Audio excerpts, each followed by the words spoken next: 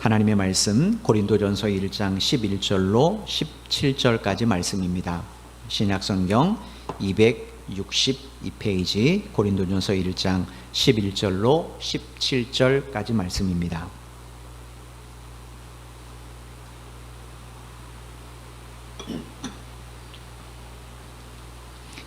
찾은 줄 알고 제가 봉독해 드리도록 하겠습니다. 1장 11절입니다. 내 형제들아, 글로의 집 편으로 너희에 대한 말이 내게 들리니 곧 너희 가운데 분쟁이 있다는 것이라.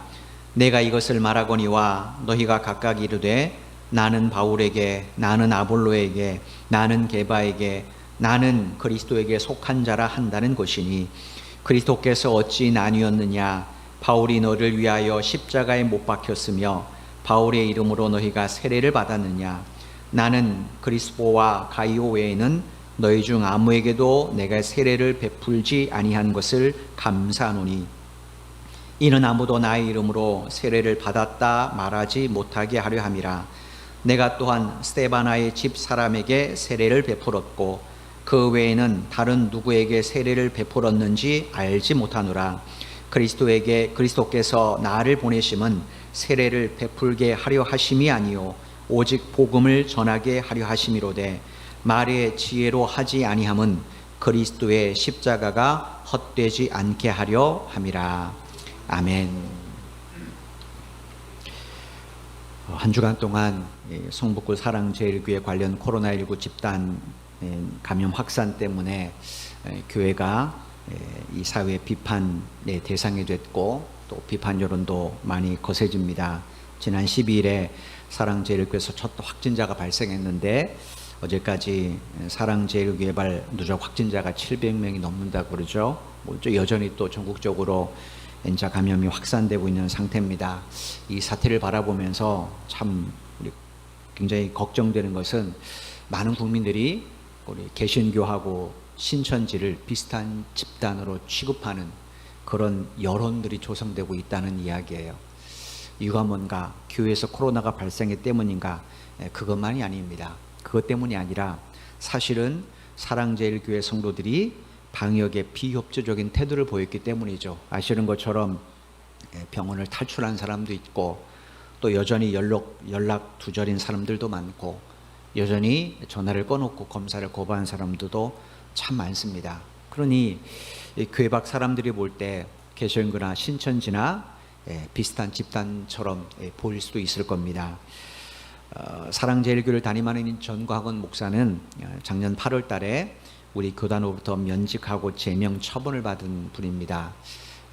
이분은 원래 예장 대신측 목사입니다. 그런데 몇 년 전에 우리하고 대신측이 이제 연합하는, 통합하는 그런 일이 있었습니다. 그때 대신 측의 대표로 이제 통합이 된 거죠. 그래서 우리 교단에 들어오긴 했는데 그 여러 가지 문제를 좀 많이 야기시켰습니다. 그래서 작년 8월 달에 우리 교단에서는 목사직을 면직시켰습니다. 면직하면 사실은 목회를 못합니다. 그런데 면직 전에 이분이 교단을 탈퇴해서 다시 대신으로 돌아갔어요. 근데 우리 교단에서는 더 이상 목회는 못합니다. 아무튼 뭐 그런 일이 벌어졌어요. 또 뿐만 아니라 한국교회 주요 8개 교단으로부터 이단 옹호자로 규정을 받았습니다. 따라서 이분의 뭐 신학 이게 올바르다라고 할 수는 없지 않나 이렇게 생각이 됩니다. 이분이 왜 이렇게 됐는가? 제가 한 주간 동안 이 사랑제일교회 사태를 보면서 곰곰이 한번 묵상해 봤습니다. 저는 개인적인 사견입니다. 개인적으로 이분이 경쟁의 대상을 잘못 정한 것 아닌가 이렇게 생각을 합니다. 여러분, 어떤 사람이 다른 사람과 서로 경쟁할 때 두 사람의 관계를 라이벌 관계 이렇게 말하죠. 언제가 제가 말씀드린 것처럼 경쟁자를 뜻하는 영어 단어 라이벌이라는 이 단어는 강을 뜻하는 리버라는 단어에서 파생된 단어입니다. 그러니까 라이벌이 뭔가? 라이벌은 같은 동네에서 같은 강물을 마시는 사람이 서로 경쟁자가 된다, 이런 의미예요. 이처럼 경쟁심은 언제나 같은 분야, 같은 일을 하는 사람들끼리 생기게 됩니다. 교회도 마찬가지죠. 여러분, 신앙과 믿음에 관해서 믿지 않은 사람들이 성도를 시기하는 경우는 없습니다. 어떤 경우에 서로 시기되는가? 사실은 대부분 목사가 목사를, 장로가 장로를, 권사가 권사를, 집사가 집사를 시기하게 되어 있어요. 이거 뭐겠습니까? 상대방을 자신의 경쟁의 대상으로 보기 때문에 그래요. 문제는 이런 경쟁심이 선을 넘게 되면 시기심으로 변질되고, 시기심으로 변질되면 많은 문제를 야기하게 된다는 거예요. 이유가 뭐냐면 자신의 생각이 옳고 자신의 뜻이 옳고, 그리고 상대방보다 내가 더 우월하다는 것을 증명하려 들기 때문에 그렇습니다. 그래서 시기심은 많은 문제를 야기하게 되어 있어요. 여러분, 그리스도인의 경쟁 대상은 세상의 권력자도 아니고 타인도 아닙니다. 누군가 여전히 죄의 습관을 쫓으려는 우리 자신이 바로 나의 유일한 경쟁 대상이에요.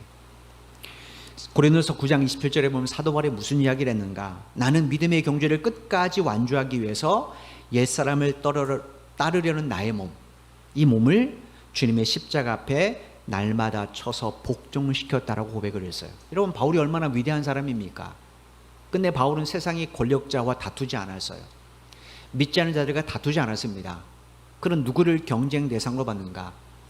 그처럼 위대한 사도 바울이지만, 그가 로마에서 고백한 것처럼 그 안에 있는 이 육체의 그 안에는 선한 하나님의 양심이 있지만, 그러나 우리 육체에 이제 습관들이 있습니다.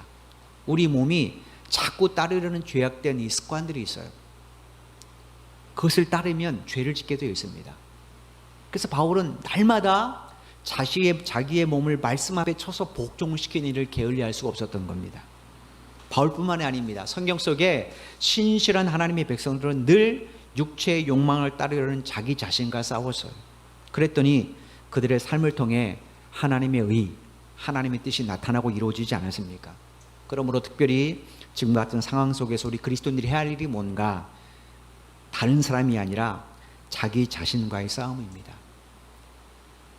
사도 바울처럼 옛사람을 따르려는 내 몸을 주님의 십자가 앞에 날마다 쳐서 복종시키는 일을 게을러서는 안 돼요. 우리가 예배를 온라인으로 드릴 수밖에 없습니다. 대면 예배를 전혀 드릴 수가 없어요. 그렇다고 해서 우리 신앙이 게을러지고 나태하고 안 느리게 된다면 어떻게 되겠습니까? 그러면 우리는 또다시 옛사람, 옛습관을 따르게 되어 있어요. 따라서 이럴 때 우리 그리스도인들이 해야 될 일이 뭔가? 정말로 내가 하나님의 백성을 깨닫고 매일같이 하나님 앞에 나를 돌아보는 겁니다. 말씀을 더 진지하게 사모하고 붙들고 그 말씀 앞에 내 몸을 점검하고 그 말씀을 따라 사는 일에 열심을 내는 거예요. 그럴 때만이 우리를 통해 이 땅과 이 사회도 하나님의 새롭게 회복시켜 주시지 않겠습니까? 여러분, 이런 소망을 가지고 오늘도 하나님의 말씀에 귀를 기울이는 여러분 모두가 되시기를 주님의 이름으로 축원을 드립니다. 빌립보서 1장 5절에 보면 사도 바울이 전도를 하면서 복음을 전할 때도 바울을 경쟁 대상으로 삼는 사람들이 있었습니다. 그런데 그것이 유대인이나 혹은 그리스도인이 아닌 이방인이라면 바울은 그렇게 속이 상하지 않아요. 그런데 바울을 제일 힘들게 한 사람이 누군가? 같은 그리스도인이에요. 그들이 복음을 전하는 바울을 경쟁 대상으로 삼는 일들이 벌어졌습니다. 빌립보서 1장 15절 말씀입니다. 어떤 이들은 투기와 분쟁으로, 어떤 이들은 착한 뜻으로 그리스도를 전파하나니. 빌립보서를 강의할 때 말씀드렸지만 이 빌립보서는 바울이 로마에 있는 감옥에 투옥되었을 때, 그때 빌립보에 있는 교회의 소식을 듣고 빌립보에 있는 교회들에게 보낸 편지가 빌립보서입니다. 그래서 빌립보서 안에는 로마에 있는 교회들의 소식도 포함되어 있어요. 빌립보서 1장 15절의 배경도 마찬가지예요. 그래서 말하는 어떤 이들은 로마에 있는 성도들을 말합니다. 그리스도인들을 말해요. 이들이 투기와 분쟁으로, 이런 말을 해요. 15절에 우리말로 투기라고 번역된 헬라어가 푸토노스라는 단어인데 이건 질투라는 뜻입니다. 그리고 우리말로 분쟁이라는 헬라어는 에리스라는 단어인데 이 단어는 경쟁이라는 뜻이에요. 그러니까 로마 교회 안에 있는 그리스도인 가운데 어떤 사람들이 바울에 대해서 질투심을 느껴서 바울을 경쟁 대상으로 삼았다라는 거예요. 경쟁할 상대로 보았다라는 거예요. 어떤 사람이 바울을 경쟁 대상으로 삼았을까요? 제가 조금 전에 목사를 시기한 사람 누구라고요? 목사입니다. 장로를 시게 한 사람은 장로고 권사를 시게 한 사람은 대부분 권사예요. 똑같은 직분을 받았는데 저 사람은 잘해요. 사람들이 저 사람을 칭찬해요. 그럼 어떻게 됩니까? 나도 모르게 시기와 질투는 생기죠. 그러면 그 사람은 어떻게든 깎아내려서 나와 맞추려고 하겠죠. 그 사람을 보면서 내가 도전을 받으면 이건 경쟁이 아닙니다. 그죠? 질투나 시기심이 나타날 이유가 없습니다. 그런데 나는 내가 거기 그 사람처럼 되려고 노력을 하지 않고 그 사람을 깎아내리려고 그렇게 마음을 먹게 되면, 그러면 시기와 질투가 작동하게 되고 그로 인해 잘못된 일들이 양상될 수밖에 없는 겁니다. 마찬가지예요. 누가 로마 교회 안에서 바울을 경쟁 대상으로 삼았는가? 그건 로마 교회에 있는 지도자들입니다. 이거 뭔가? 바울이 오기 전까지, 바울이 미결수의 신분으로 로마에 오기 전까지는, 이송되기 전까지는 로마에 있는 성도들은 늘 자신들을 칭찬하고 자신들을 존경했어요. 그런데 바울이 미결수로 로마에 온 다음부터 사람들은 누구 이야기만 하는가? 바울 이야기만 합니다. 그러니 얼마나 질투심이 나겠어요.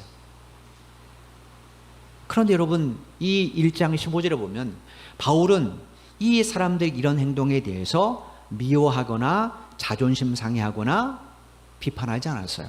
오히려 뭐라고 하니까 나는 기뻐한다 이렇게 말을 합니다. 빌립보서 1장 18절 말씀입니다. 그러면 무엇이냐? 거칠애로 하나 참으로 하나 무슨 방도로 하든지 전파되는 것은 그리스도니 이로써 나는 기뻐하고 또한 기뻐하리라. 바울은 그들이 자기를 시기하는 것에 대해서 기뻐한다고 표현했는데 이유가 뭔가? 여기 보니까 그들이 자신들도 바울처럼 능력이 있다는 것을 성도들에게 보여주기 위해서 앞서서 뭐 했어요? 경쟁하듯이 하나님 말씀을 전했어요. 그러니까 도전을 받았다라는 거예요. 저 사람이 사람들에게 칭찬받아요. 나도 지도자고 바울도 지도자인데 바울이 칭찬받는 걸 보고 야, 자기는 자기처럼 깎아내리는 것이 아니라 도전을 받은 겁니다. 나도 저 사람처럼 할 수 있어 라고 하고 도전을 받아서 바울처럼 열심히 복음을 전했던 거예요. 그러니 여러분, 이 경쟁은 하나님 앞에 얼마나 아름다운 경쟁이겠습니까?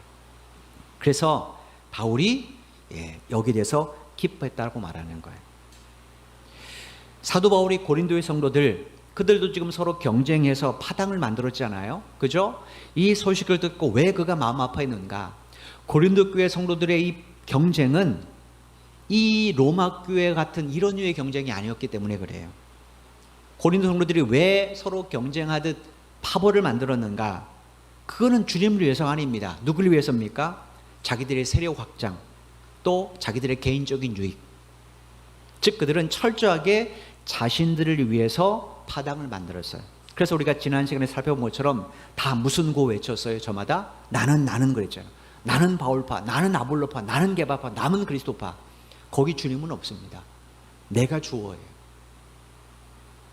그런 고린도 성도들을 향해서 바울이 오늘 본문에 이렇게 책망을 해요. 오늘 보면 13절 말씀입니다.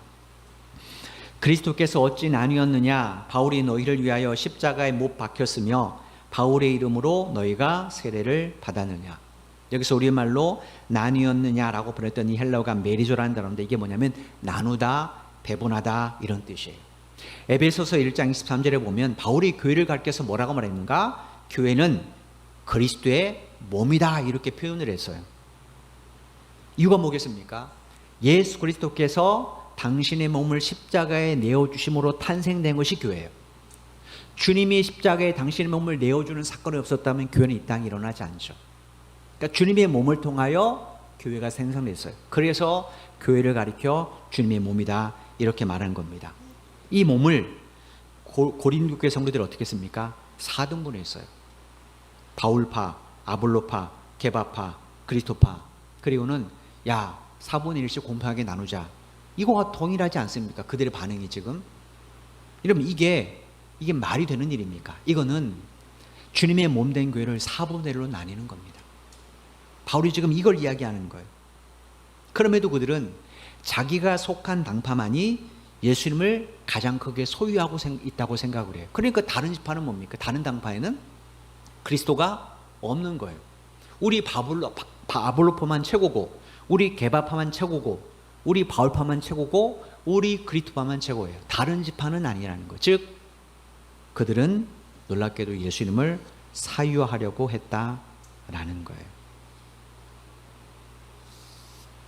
여러분, 따라서 이들의 삶이 주를 위해서 이런 결정을 내린 삶이 아니잖아요. 여러분, 누가 고린도 교회 성도를 위하여 십자가에 못 박혀 죽었습니까? 바울이나 아볼로나 게바입니까? 아닙니다. 예수 그리스도 한 분이에요, 한 분. 그 예수님 때문에 지금 고린도 교회 성도들이 영원한 생명을 얻게 된 거잖아요. 따라서 예수 그리스도 때문에 바울이나 아볼로나 게바를 좋아하고 존경하는 것은 있을 수 있습니다.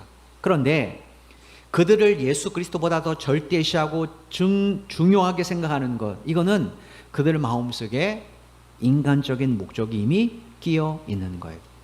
그래서 바울이 그들에게 뭐래요? 나는 너희를 위해서 죽은 적이 없다, 이렇게 말하는 거예요. 우리가 어떤 목사님, 어떤 장로님, 어떤 권사님 존경할 수 있습니다. 그런데 그것이 하나님 말씀보다, 주님보다 더 존경의 대상이 된다면 이미 우리 마음속에는 잘못된 신앙이 싹트고 있는 겁니다. 그뿐 아니라 바울이 뭐라고 말해요? 세례에 관한 이야기를 하는데, 세례는 성부, 성자, 성령 삼위일체 하나님으로 성도들에게 베푸는 거잖아요. 그죠? 따라서 삼위일체 하나님으로 성도들에게 베푸는 거니까 바울은 뭡니까? 세례의 도구일 뿐이에요. 그런데 바울파 사람들은 도구인 바울에게만 집중해서 내가 이래봬도 바울에게 세례받은 사람이야, 이렇게 나갔다라는 거예요. 그들에게 이렇게 말합니다. 14절 15절 말씀입니다. 나는 그리스보와 가이오 외에는 너희 중 아무에게도 내가 세례를 베풀지 아니한 것을 감사하노니 이는 아무도 나의 이름으로 세례를 받았다 말하지 못하게 하려 함이라. 우리말 성경에는 빠져 있는데 헬라어 성경에 보면 감사노니라는 단어 앞에 하나님께라는 단어가 기록되어 있습니다. 그러니까 지금 바울이 내가 지금 하나님께 감사한다, 이렇게 지금 이야기하는 거예요. 뭘 감사합니까? 자신이 고린도 교회 성도들 가운데 그리스보 그리고 가이오 외에는 아무에게도 세례를 베풀지 않은 것에 대해서 감사하다는 거예요. 그리스보라는 사람은 누군가? 그리스보라는 사람은 사도 바울이 고린도서 복음을 전할 때 그곳에 있던 유대인 회당, 한 유대인 회당의 회당장이었습니다. 우리가 사도행전 18장을 살펴볼 때 이 사람 우리가 살펴봤습니다. 사도행전 18장 8절에 보면 그리스보가 이제 바울이 안식일 날 자신이 관리하는 회당에서 복음을 전하게 되자 온 가족과 함께 그 복음이신 예수님을 영접하고 바울에게 세례를 받게 됩니다. 그 다음에 그 가이오라는 사람은 로마서 16장 13절에 보면 바울이 나와 함께 온 교회를 돌아봐 주는 사람이다, 이렇게 소개를 했어요. 그런데 로마서는 바울이 어디서 썼는가? 고린도에 있을 때 쓴 편지가 로마서입니다. 그때 바울과 함께 이 가이오가 온 교회를 돌봤다라는 것은 무슨 의미겠습니까? 바울이 이 가이오라는 사람의 집에 기거하고 있다는 뜻이에요. 바울은 고린도에서 이 두 사람에게 세례를 베풀었다라는 거예요. 그런데 이해할 수 없는 것은 16절 말씀이에요. 이어서 또 16절에 이렇게 이야기를 합니다. 16절 말씀입니다. 내가 또한 스데바나 집 사람에게 세례를 베풀었고 그 외에는 다른 누구에게 세례를 베풀었는지 알지 못하노라. 이 고린도전서 16장 15절 말씀에 보면 이 스데바나라는 사람에 관해서 바울이 이런 내용을 기록했어요. 고린도전서 16장 15절 말씀입니다. 형제들아, 스데바나의 집은 곧 아가의 첫 열매요 또 성도 섬기기로 작정한 줄을 너희가 아는지라 내가 너희를 권하노니. 여러분도 아시는 것처럼 2차 전도행 중에 바울이 유대인들의 박해 때문에 마게도를 떠나서 아가이로 내려왔잖아요. 그죠? 그때 아가에서 제일 먼저 방문한 도시가 아덴이었습니다. 아덴. 스데바나라는 사람은 바울이 아덴에서 복음을 전할 때 바울을 통해 예수를 영접하고 세례를 받아서 그리스도로 된 사람이에요. 근데 지금 바울은 지금 고린도 사람들에게 편지를 쓰잖아요. 그죠? 근데 이 스데바나라는 사람에 대해서 뭐라고 말합니까? 이 사람은 아가의 첫 열매라고 말해요. 바울이 아덴을 거쳐서 고린도에 왔는데 아덴도 고린도도 다 아가야 지역에 속한 그 지방이거든요. 도시거든요. 그 바울의 이야기는가? 이 스데바나는 이전에도 우리가 몇 번 이야기한 적이 있습니다. 원래 스데반이라는 사람은 어느 도시 사람이에요? 고린도 사람이었잖아요. 그런데 그가 무슨 일인지 이제 어느 날 아덴을 방문해서요. 근데 마침 장터에서 바울이 복음을 전하는 것을 보게 됩니다. 그리고 그 자리에서 바울의 복음을 듣다 보니까 자기도 모르게 예수에 대한 믿음이 형성됐어요. 그래서 그가 예수를 믿고 바울에게 세례를 받았어요. 그러니까 스데바나 역시 고린도 사람이고 바울에게 세례를 받은 사람입니다. 그런데 바울은 왜 14절에서 자기가 고린도에서 그리스포와 가이오 외에는 세례 준 적이 없다고 말했는가? 이유가 있습니다. 그것은 바울이 지금 이 고린도전서는 바울이 에베소에서 쓴 편지잖아요. 그 에베소에서 이 고린도전서를 썼을 때 그리스포와 가이오는 그때 고린도에 있었고 스데반은 고린도에 없었기 때문에 그래요. 고린도전서 16장 17절 말씀입니다.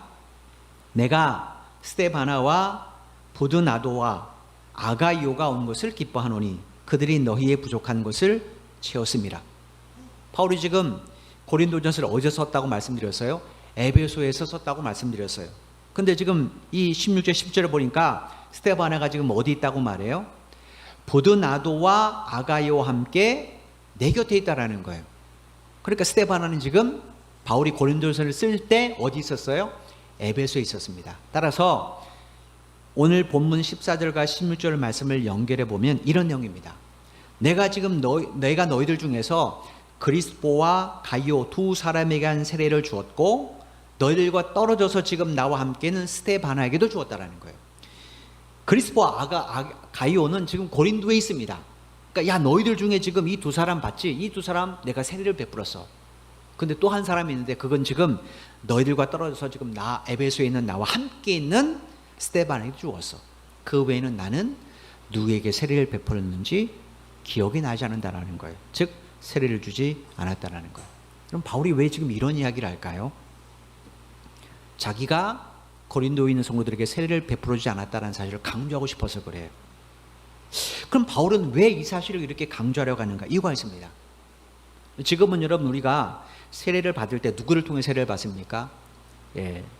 목사 안수를 받은 목회자를 통해서 세례를 받게 되죠. 근데 이 당시에는 그런 제도가 없잖아요. 그래서 교회에서 지도자급 되는 사람, 자칭 지도자라고 말하는 사람들은 다 세례를 베풀 수 있었어요. 바울이 고린도를 방문했다가 1년 6개를 목회하고 떠났습니다. 그 뒤에 베드로가 잠깐 와서 복음을 전했어요. 그 다음에 아볼로가 복음을 전했습니다. 그리고 이제 아볼로가 떠나가고서는 공석이에요. 그럼 누가 그 다음부터 세례를 베풀었겠어요? 새로운 그리스도인들에게? 당연히 지도자들이죠. 어떤 지도자들이요? 바울파를 맡는 지도자, 아볼로파를 맡는 지도자, 게바파를 맡는 지도자, 그리스도파를 맡는 지도자가 자기들의 파 안에 들어온 새로운 그리스도인들에게 세례를 베풀었다라는 거예요. 그러니까 여러분 이 내용을 한번 곰곰이 한번 생각해 보십시오. 문제가 뭔가? 고린도의 지도자들이 예수 이름으로 새로운 성도들에게 세례를 베푼 건 잘못된 것 아니에요. 예수 믿고 결심한 사람에게 세례를 베푼 건 잘못된 건 아니에요. 근데 문제는 목적입니다. 목적. 왜 세례를 베풀었는가? 예수님의 제자를 만들기 위해 세례를 베푼 것 아니에요. 자기 파당의 세력을 확장하기 위해서 세례를 베풀었다는 거예요. 이제 당신은 아볼로파 사람입니다. 이제 당신은 게바파 사람입니다. 이런 식으로 자기들의 세력을 확장시키기 위해서 세례를 베풀었어요. 그러니 세례받은 사람이 자기를 누구의 제자로 인식하겠습니까? 주님의 제자가 아니라 자기에게 세례를 베푼 그 지도자의 제자가 되는 거예요. 나는 게바에게 세례를 받은 사람입니다. 게바가 누군지 아십니까? 그러므로 나도 그 게바에 준 그 세례를 주 이름으로 당신에게 베풉니다. 그래서 자기의 제자를 만들어 버렸다라는 거예요. 한마디로 세례가 사유화 되어 버렸어요. 바울이 지금 이걸 지적하기 위해서 14절부터 16절까지 이 이야기를 하는 겁니다. 그러면서 17절에 이렇게 지적을 합니다. 17절 말씀입니다. 그리스도께서 나를 보내심은 세례를 베풀게 하려 하심이 아니요 오직 복음을 전하게 하려 하심이로되 말의 지혜로 하지 아니함은 그리스도의 십자가가 헛되지 않게 하려 함이라. 예수님께서 바울을 고린도에 보낸 목적이 뭔가? 사람들에게 세례를 베풀게 하기 위함이 아니라는 거예요. 뭘 전하기 위함입니까? 복음입니다. 복음. 여러분, 그렇다고 해서 바울이 세례를 폄하하거나 세례의 의미를 과소평가하거나 그런 사람은 아닙니다. 우리가 나중에 살펴보겠지만 고린도전서 10장에 보면 바울이 세례를 이렇게 비유했어요. 고린도전서 10장 1절 2절 말씀입니다. 형제들아, 나는 너희가 알지 못하기를 원하지 아니하노니 우리 조상들이 다 구름 아래에 있고 바다 가운데로 지나며 모세에게 속하여 다 구름과 바다에서 세례를 받고, 애굽에서 400년 이상 노예 생활을 하던 이스라엘 백성들이 이제 하나님의 인도하심 속에서 애굽을 떠납니다. 근데 그들이 제일 먼저 도착한 곳이 어디, 장막을 친 곳이 어디입니까? 하필이면 홍해바다예요. 근데 하나님 어떻게 하셨어요? 당신의 능력으로 홍해바다를 반으로 가르셨어요. 그리고 마른 길을 내어주셨습니다. 홍해바다 사이에 길을 내어주셨어요. 이유가 뭡니까? 이스라엘 백성들을 하여금 이 홍해를 건너서 애굽 반대편으로 가게 하시기 위해서. 여러분, 이 홍해 사건을 바울이 지금 뭘로 비유했는가? 세례로 비유했어요. 이유가 뭔가? 이스라엘 백성들이 홍해를 건넌 이 사건이 세례의 본질과 정확하게 상통하기 때문에 그렇습니다. 여러분, 이스라엘 백성들이 홍해를 다 건넜습니다. 그 다음에 무슨 일이 일어났어요? 반으로 갈라졌던 홍해 바다가 다시 합쳐졌어요. 하나님 왜 이를 하셨습니까? 뒤따라온 애국 군대를 심판하기 위해서? 물론 그런 의미도 있습니다. 근데 그것보다 더 중요한 의미가 있어요. 뭐냐? 이스라엘 백성들로 하여금 다시 애굽으로 돌아가지 못하게 하기 위해서. 만약에 그 길을 열어놓고도 하나님은 애국 군대를 얼마든지 심판할 수 있습니다. 그렇지 않겠습니까? 얼마든지 하나님은 그 홍해 바다가 아니라도 그들을 심판할 수 있어요. 근데 굳이 홍해 바다를 다시 닫히게 하심으로 심판하신 이유가 뭔가? 이스라엘 백성들로 하여금 애굽을 돌아갈 생각을 하지 못하게 하시기 위해서. 그러므로 이스라엘 백성들이 이제부터는 어떻게 살아야 됩니까? 하나님이 자신들에게 언약으로 주신 가나안 땅을 향해서 걸어가야 돼요. 그죠? 이것이 세례의 의미입니다. 그러니까 하나님께서 그냥 아무 의미 없이 이스라엘 백성들을 홍해 바다로 인도하신 것 아닙니다. 우리에게 세례가 무엇인지를 가르쳐주기 위해서 하나님이 이 놀라운 사건을 6,000년 전에 행하시는 거예요. 여러분, 이 땅의 모든 그리스도인들 어떤 사람입니까? 출애굽과 비교해 보면 애굽으로 대변되는 이 죄악된 세상으로부터 예수 그리스도의 불러냄을 받은 사람이에요. 그런데 우리 앞에 놓인 것이 뭐였습니까? 우리 앞을 가로막힌 것이 뭐였어요? 죄라는 홍해바다입니다. 이 죄라는 홍해바다를 하나님께서 갈라주셨어요. 뭘 통해 갈라주셨어요? 예수 그리스도의 십자가를 통해 갈라주셨어요. 그리고 누구든지 그 십자가에 달리신 예수님을 구세주로 영접하기만 하면 이 길을 통해 죄의 홍해를 건널 수 있도록 역사해 주셨어요. 저나 여러분은 이런 하나님의 은혜로 죄의 홍수를 건넌 사람들이에요. 즉 세례받은 사람은 다 이 홍해 바다를 건넌 사람이에요. 그럼 이제부터 우리에게 남은 일이 뭔가? 홍해를 건넌 다음에 이스라엘 백성들이 다시는 홍해 건너편으로 못 갔잖아요. 그런 것처럼 이 땅에 죄의 홍해를 건넌 하나님의 세례받은 사람들은 어떻게 살아야 됩니까? 하나님 우리가 허락하신 언약의 땅인 하나님의 나라, 우리의 본향을 향해서 날마다 순례의 길을 걸어가야 되지 않겠습니까? 그죠? 근데 이스라엘 백성들이, 그렇게 홍해를 건넌 이스라엘 백성들이 왜 1세대들이 겨우 2사람 외에는 가나안 땅에 들어가지 못했습니까? 계속해서 뭘 바라왔어요? 애굽을 돌아보며 살았기 때문에 그래요. 하나님께서 아브라함의 조카 롯과 두 딸을 소돔과 고모라를 멸망시키기 전에 그들을 구원해 내셨어요. 그런데 그때 그의 아내도 함께 구원해 주셨습니다. 똑같이 4명이 소돔과 고모라에서 빠져나왔어요.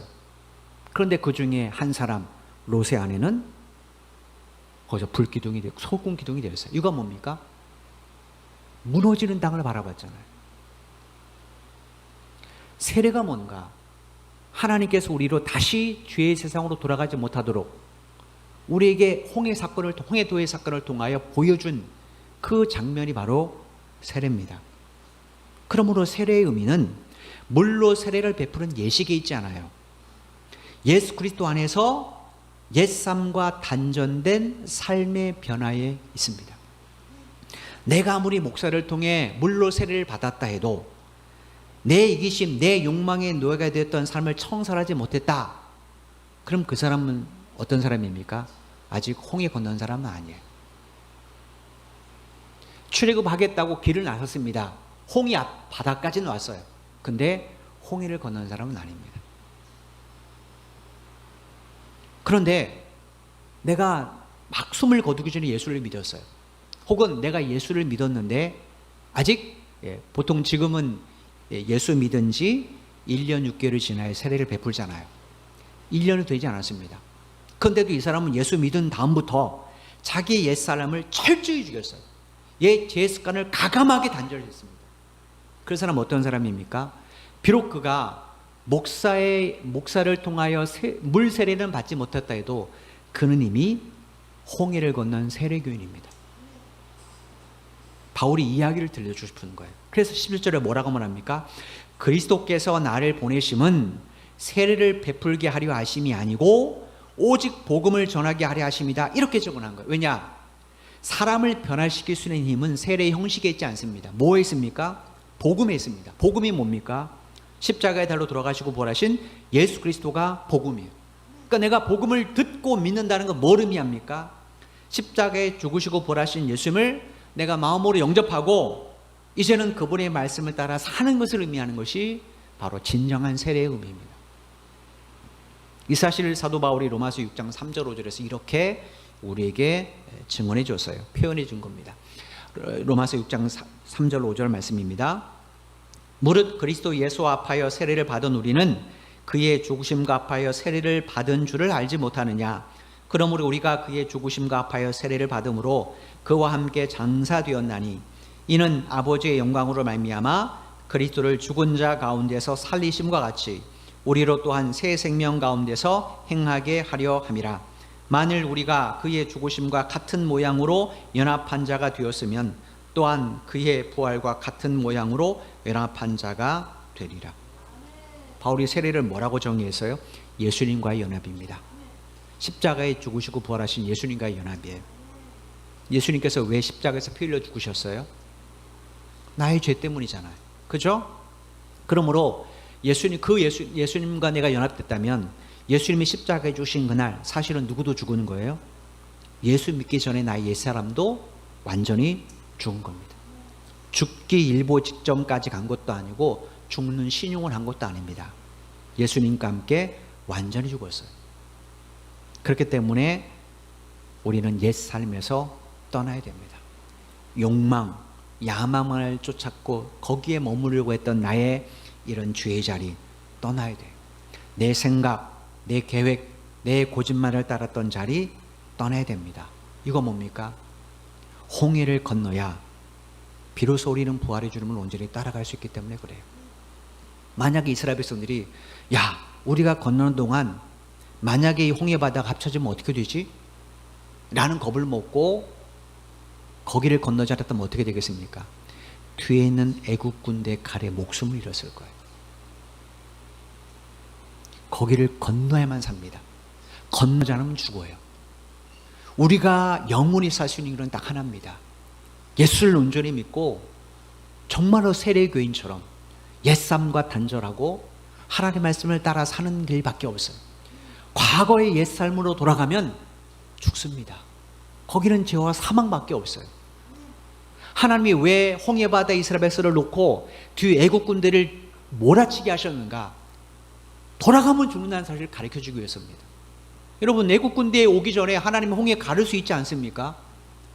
충분히 그럴 수 있어요. 근데 출애굽 우리가 살펴본 것처럼 하나님 어떻게 하셨어요? 바로의 마음을 강팍하게 하심으로 바로가 분명히 두 손들어 항복해서 물러가고 바로가 애국 군대를 끌고 병거와 마차를 끌고 추적했어요. 이거 뭐예요? 그들이 살 수 있는 길은 하나, 하나님이 열어주신 그 길을 걸어가는 것밖에 없어요. 우리가 살 수 있는 길은 하나입니다. 하나님이 열어주신 그 길을 걸어가는 거예요.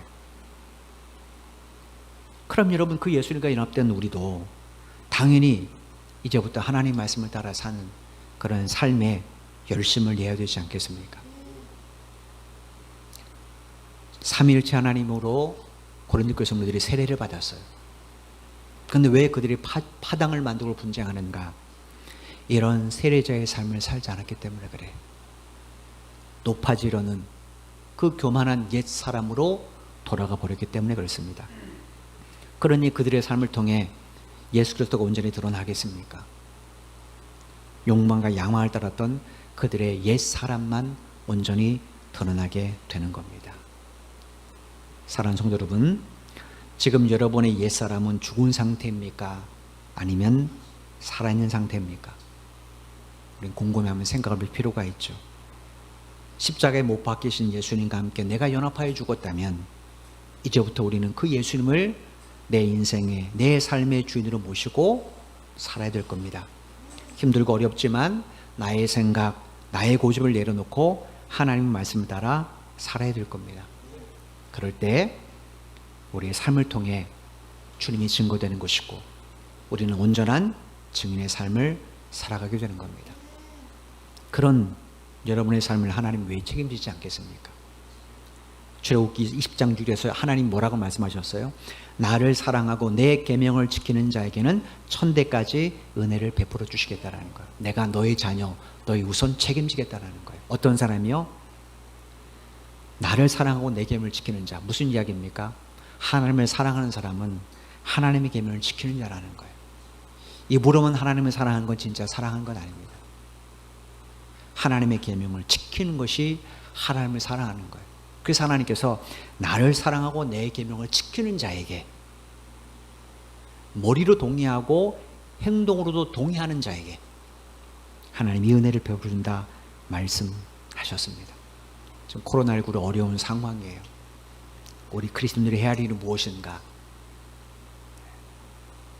그것은 이 정부에 맞서는 것이 아니라 내가 있는 삶의 현장에서 그리스도인답게 살아가는 겁니다.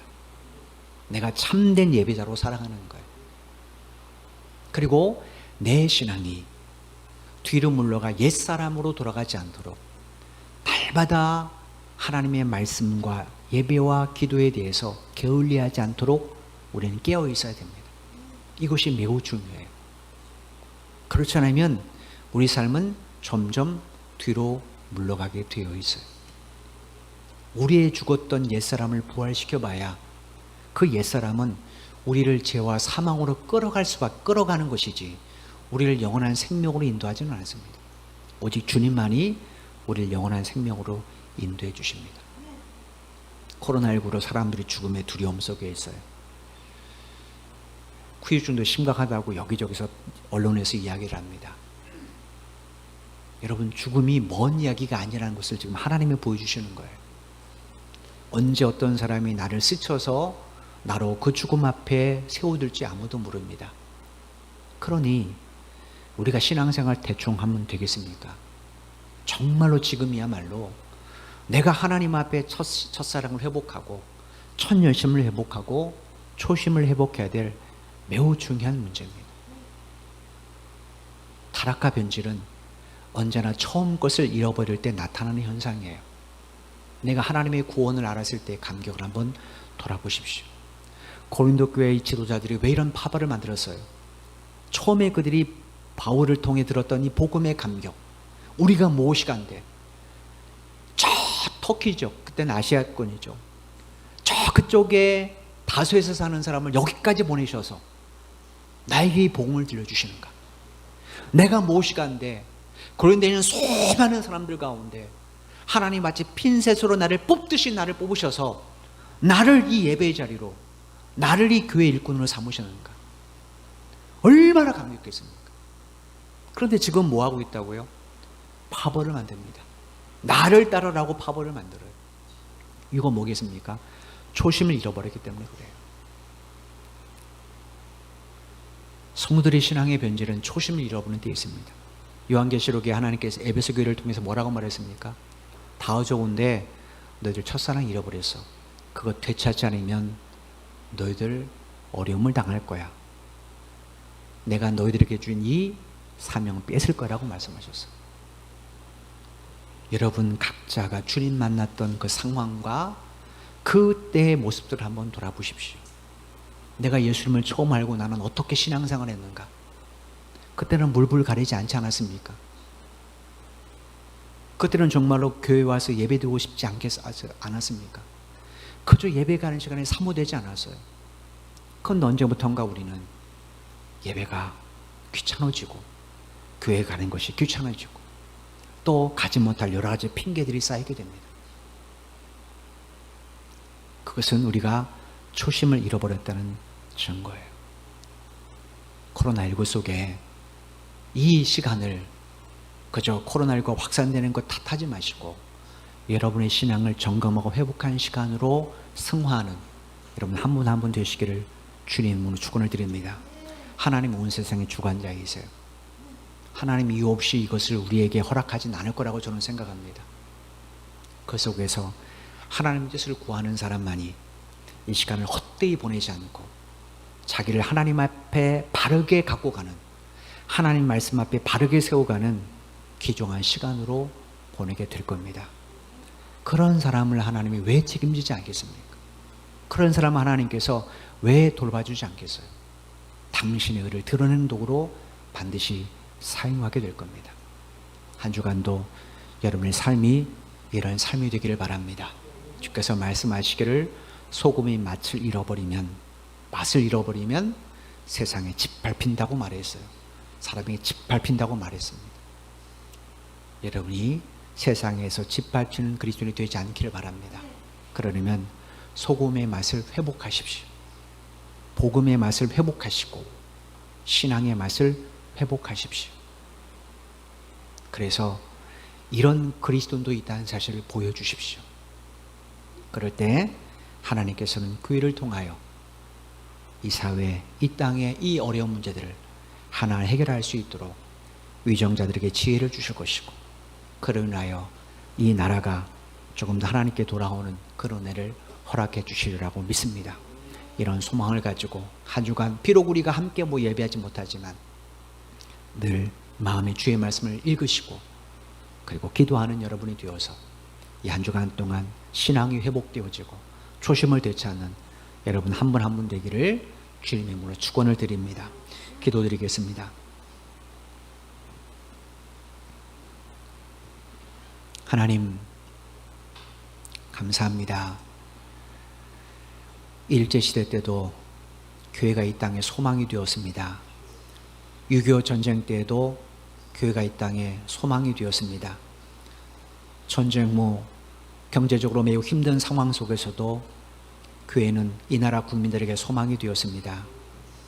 그런데 작금의 교회는 세상의 소망이 아니라 세상의 장애물, 그들이 하나님께 나오는 걸림돌이 되어버렸습니다. 그 원인은 다른 데 있지 않습니다. 교회가 우리들이 초심을 잃어버렸기 때문에 그렇습니다. 하나님 우리가 어떻게 세례를 베푸는 줄 우리는 압니다. 근데 세례받은 우리가 자꾸 죄악된 애굽을 쳐다봅니다. 하나님이 주신 것에 자족하기보다는 그저 세상과 사람을 경쟁 대상으로 삼아서 그들보다 높아지려고 합니다.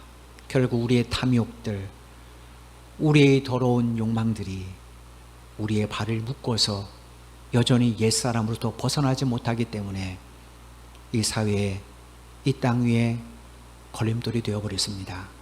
하나님, 한국교회를 용서해 주옵소서. 우리 그리스도인들을 용서해 주옵소서. 우리 자신들을 용서해 주옵소서.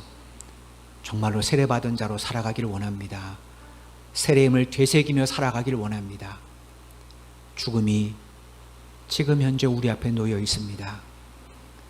하나님, 전 세계적으로 코로나19에 걸려서 목숨 잃는 사람이 얼마나 많은지 모릅니다. 언제 어떻게 감염자들이 우리 곁을 지나갈지 아무도 모릅니다. 하나님, 오늘의 건강을 장담하지 못하는 지금 이 시기에 우리가 주님 앞에 서는 그날을 부지런히 준비하지 못한다면 우리의 삶이 어떻게 결말지어지겠습니까? 하나님, 이제 우리 사랑하는 성도들이 저들의 가정과 일터, 이웃들에게 소망이 되기를 원합니다. 우리 교회가 한국교회 소망이 되기를 원합니다. 우리는 아무것도 할 수 없지만 주님, 우리의 중심을 아시지요. 우리를 들어 사용해 주셔서 하나님의 의가 드러날 수 있도록 우리를 통로 삼아 주옵소서. 한 주간도 성도들의 가정과 저들의 일터와 저들의 삶의 현장을 주께서 지켜주시기를 간절히 소원합니다. 코로나로부터 안전한 생활을 할 수 있도록 은혜를 베풀어 주시고, 정말로 이런 그리스도인도 있다 라고 칭찬받을 수 있는 삶을 살아갈 수 있도록 한 주간도 지켜주시고 동행해 주시고 인도하여 주옵소서. 예수님의 이름으로 간절히 기도드리옵나이다. 아멘. 우리 다 같이 찬송가 436장 1절과 마지막 절 찬